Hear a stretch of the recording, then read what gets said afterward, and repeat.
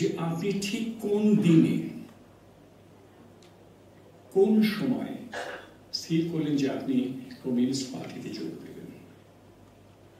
উনি বলেছিলেন, আমার এখনো পরিষ্কার মনে আছে দিনটা, সেটা হলো 1963 মে মাস।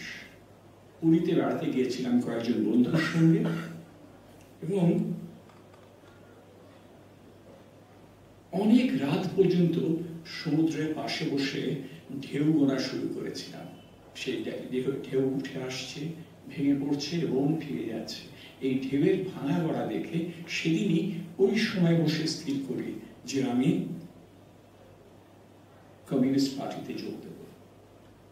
এই বর্ণনাটা আমার পরে মনে হয়েছিল, যখন ওর সঙ্গে, তার আগেও হতো, কিন্তু তারপরে যখন ওনার সঙ্গে সাহিত্য নিয়ে কথা হতো, উনি উপন্যাসের কথা বলতেন, নানান ধরনের উপন্যাসের কথা বলতেন, তখন মনে হতো এই বর্ণনাটা উনি অন্ধকারে বসে ঢেউ দেখছেন, সে পাড়ে ভেঙে পড়ছে, আবার সরে যাচ্ছে, আবার ভাঙছে, আবার চলে যাচ্ছে।